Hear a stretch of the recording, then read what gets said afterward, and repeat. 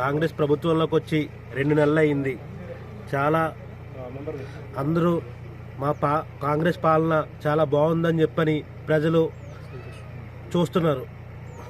ఇదే ప్రకారంగా ఇంకా హామీలన్నీ అమలు చేసుకుంటూ 100 రోజులు అయిన తర్వాత మేము సక్సెస్ఫుల్గా మీ అందరితో కలిసి ఆనందంగా ఒక కార్యక్రమాన్ని చేపడతాము.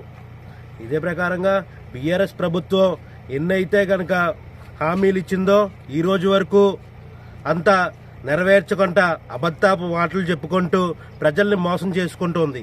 కాంగ్రెస్ ప్రభుత్వం ఎంతో మంచిగా చేస్తూ బీఆర్ఎస్ ప్రభుత్వానికి భిన్నంగా అందరు ప్రజలకి ఆనందం కలిగిస్తూ ముందుకు సాగుతుంది.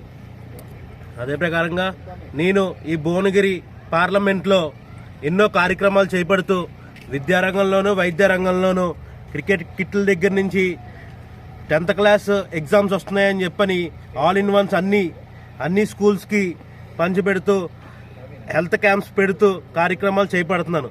అది ప్రజలందరూ నన్ను ముందుకు తీసుకెళ్తున్నారు.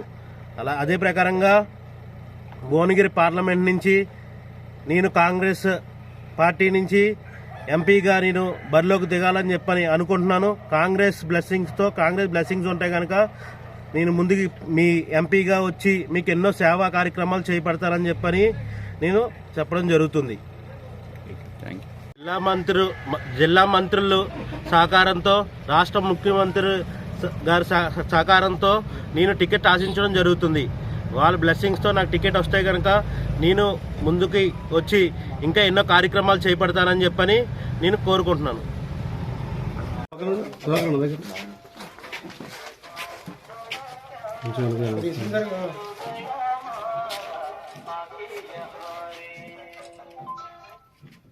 ఓకే.